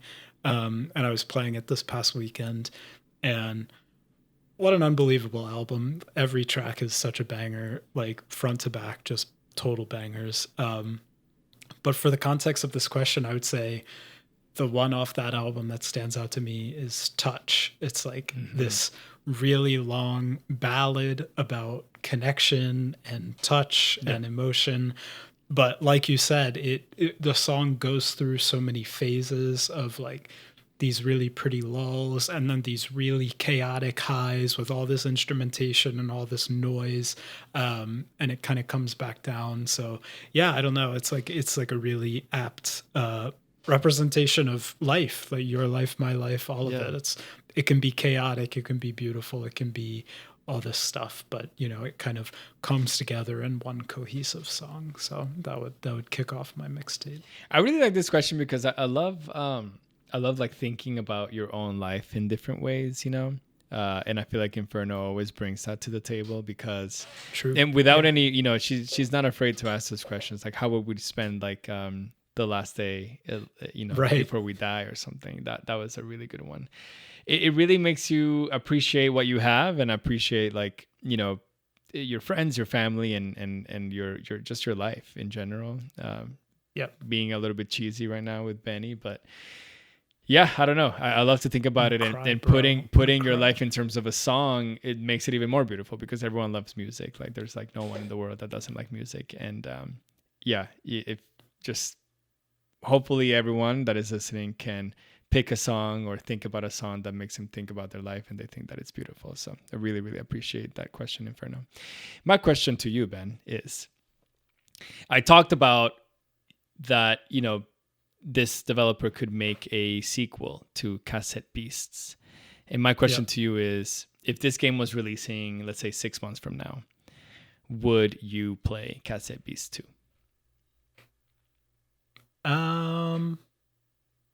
I don't know. I think I'd be on the fence. I would be like wanting to know more about the game. I'd be wanting to know how it's different than the first, like how it iterates, how the systems, all that. Like if it's just Cassette Beasts with new beasts, like we talked about the Pokemon release cycle. That's kind of what every new Pokemon game is.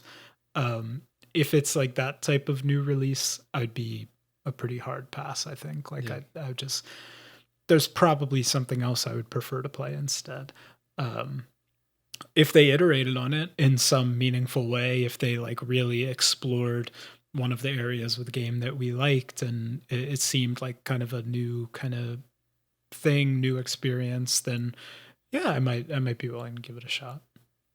I feel the same way as you. I feel like even though I played this game a lot more and I really did enjoy it a lot, I think it's hard to play monster taming games like back to back and kind of it does feel like you're doing the same thing over and over. And even though you try, or I tried my hardest to make my team dynamic and change all my monsters and like the way that I was approaching fights, for half of the time I was just doing the same moves over and over again, and it wasn't really changing anything.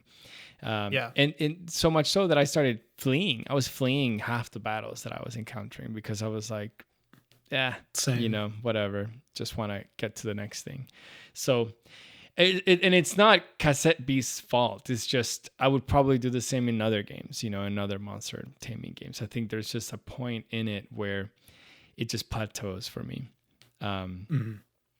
Another question that I have for you, Ben, is what was your favorite type of Pokemon of Beast?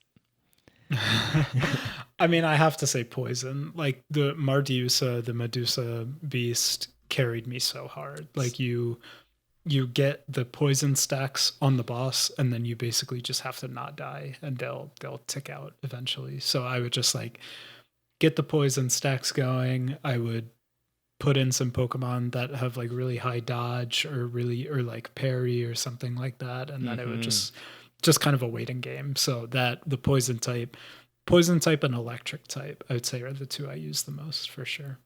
I liked plant, and I did find plastic very interesting. So plant and plastic for me. I've always been like, I think plant, Pokemon are underrated. They're really strong. And in this case, plant is pretty good. Oh, and a special shout out to ice too. Ice Pokemon are cool too. Just like, they're super cool. And I feel like they were pretty strong in this game because if you use water on them, they just get stronger. If they use fire on them, they just become water. So it's like pretty good. I forget which fight it was, but I basically wound up in one of the later game bosses. It might have been a fusion boss. But I wound up in a scenario where I just had them stun locked, basically, because if a character transforms from ice to water or water to ice, they get stunned. They flinch for a turn. So I had a fire character that was just doing that every single turn. Or I had a fire character that was turning them from ice to water, and then an ice Pokemon that was turning them from water back to ice. So every turn it was just like bouncing them back and forth, and I thought that was really funny. That is so good. I like that a lot. Yeah, I mean, you get these moments in the game where you feel like, oh, I'm so good, I'm so smart. Like, especially whenever you have like seeded a Pokemon and you also burn them and poison them, and every turn they just tick for like 50%. The cool thing about it too is because you're not actually fighting the beast, you're fighting a human that has transformed into the beast. When they pull out their next Pokemon, all of the status effects from the previous Pokemon will be transferred to the new one. So then, you can just keep stacking the poison or whatever, and it works really well in battles. But I think that's all the questions that I have. Do you have any questions for me, Bad Benny?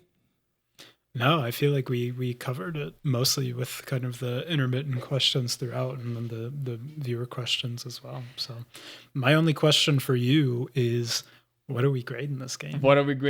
Listen, I'm going to give Cassette Beast a little eulogy. Eulogy sounds bad. I just meant because we're like, going to the next game now. But Cassette Beast was a game that I think I really needed in the moment that I played it. It gave me a lot of really fun moments, and it made me really happy when I started playing it. Again, the first like 15 to 20 hours, I was absolutely crushing it. I was excited. The completionist in me was trying to do everything, every side quest, catching every Pokemon, do every companion thing. But then when I separate myself from the game and you put it down, I realized I don't even know what I just did. Like, I don't even remember half of the battles that I did or half of the archangels that I fought. The game just kind of like coasted me for a little bit. And sometimes that's all you need. But a coastable game isn't going to be an A plus, you know. A coastable game does a really good service and maybe like took the intensity from Rain World that we did last month into a very palatable, like, you know, cohesive game. But that's, to me, all it was. I think it's a solid monster taming game, but in terms of monster taming games and in terms of games in general, it was fine, you know.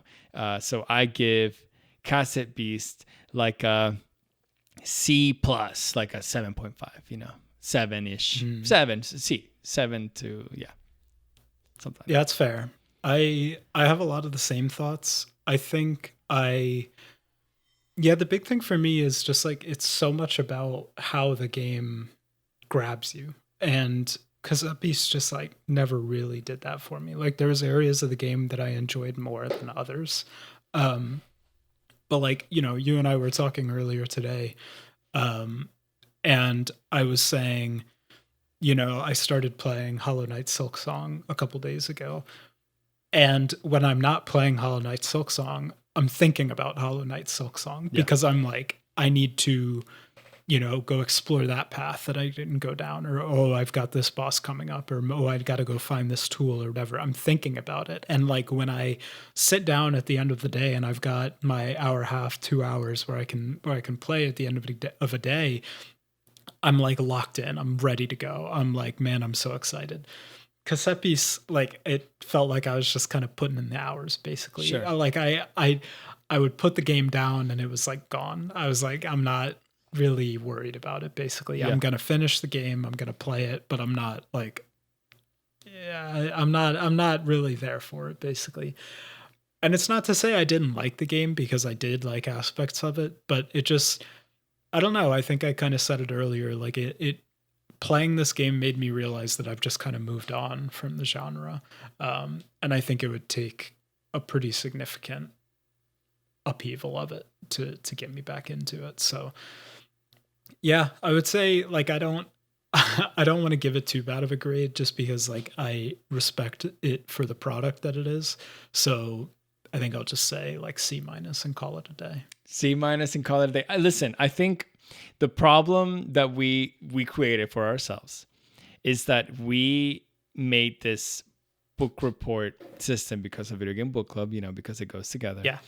But it's really hard to give a game a C, even though giving a game a 7 is really not that bad. Like it's a solid rating, you know? So we get stuck in this like A to C situation. We're just giving games between like a 9 and a 7. But really, yeah, I should clarify. When I think about the grading scale, I'm thinking of F as 0 and A plus as 10. So when I say C-, I'm more at like a 4 or 5, maybe 6. What? We need to have this discussion, Ben.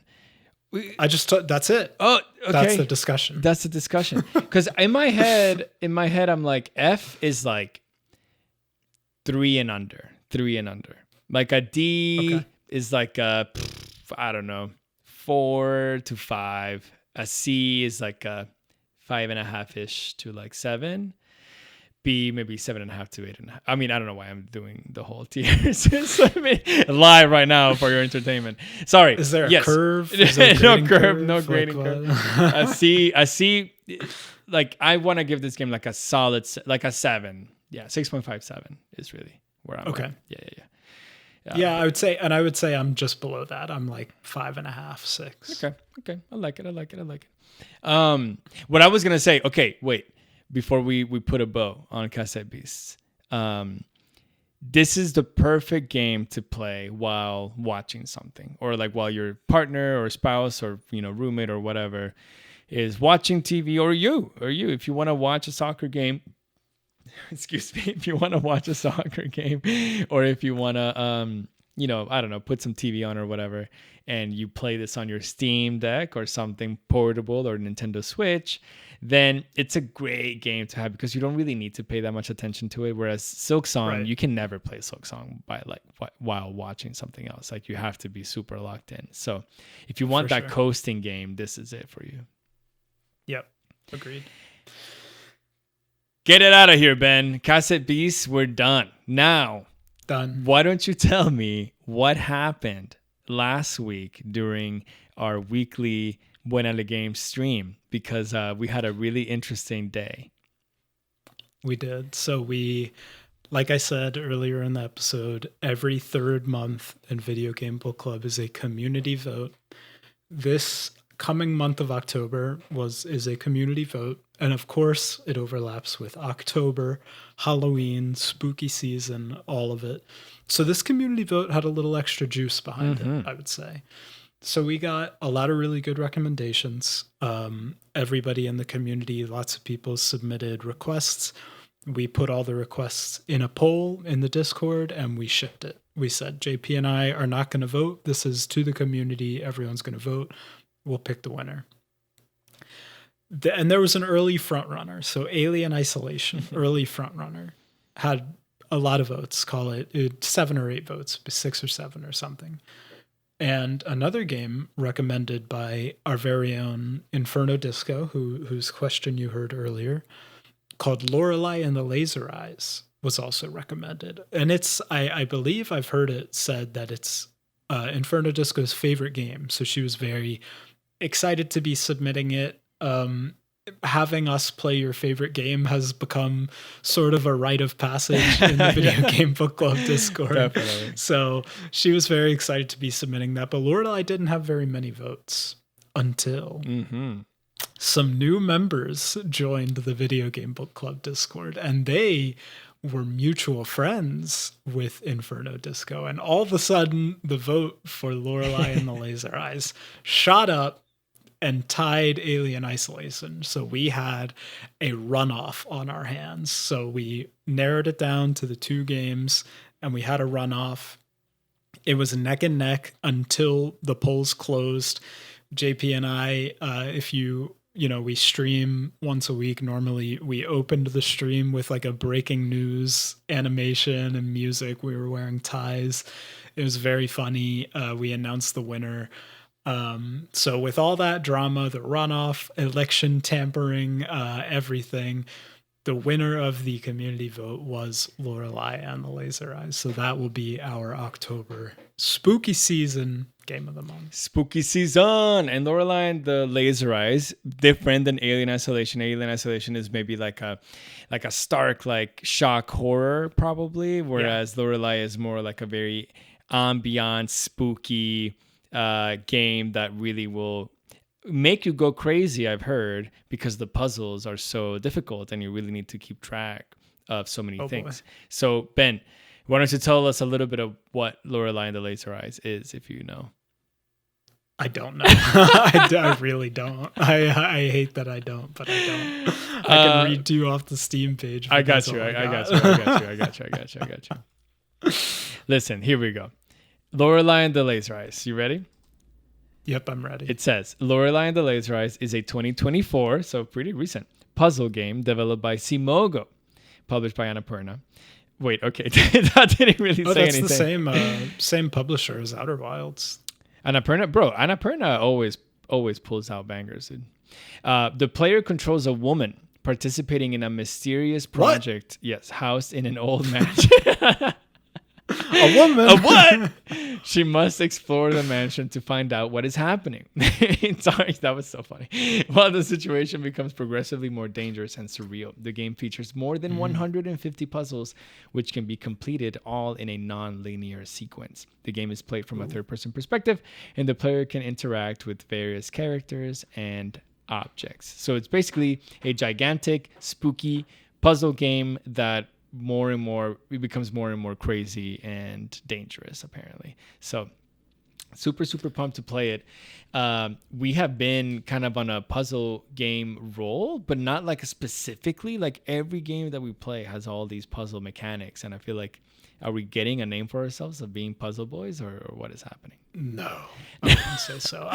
Your no was like, never, like, dude. Me? No. A puzzle boy? No. Come on. What are you talking about? I feel like the only true, and correct me if I'm wrong, the only true puzzle game we've played is Outer Wilds, I would think. Yeah. Yeah.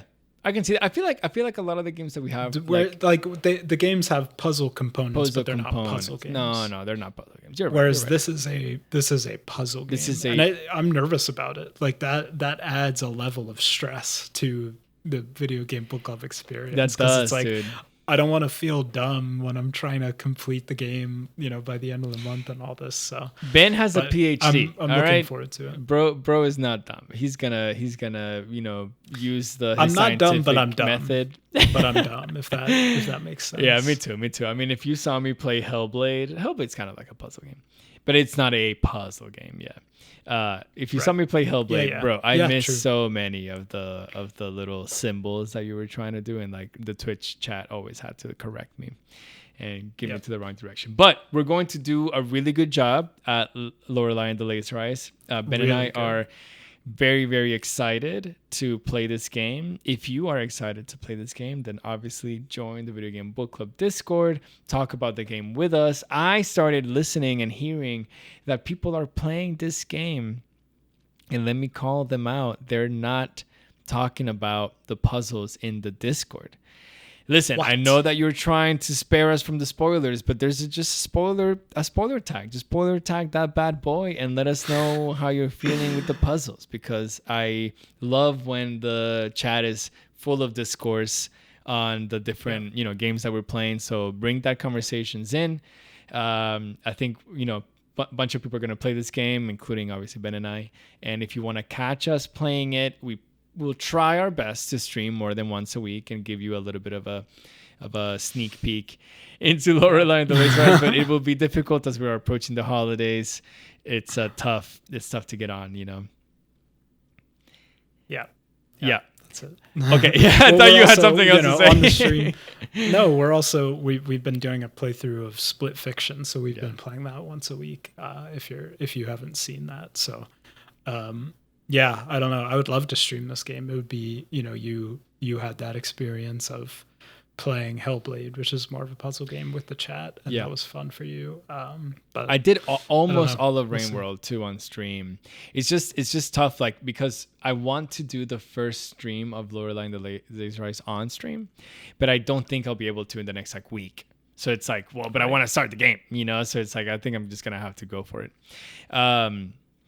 That will do it for us today, though. I think Ben and I are just rambling because it's 10 p.m. and we want to go, I don't want to go to bed yet, but, I think he wants to go play Silk Song. I probably want to go play a little bit of Hades too. So we're going to leave it there. Thank you so much to everyone for listening, for joining us today as we talked about Cassette Beasts. We really, really appreciate all of your support, everything that you do for Video Game Book Club and Buenale Games. Do all the things on Spotify, iTunes, and YouTube. Join the club if you haven't already. And we're going to see you in 2 weeks when we do the checkpoint. See you later. Bye. Bye.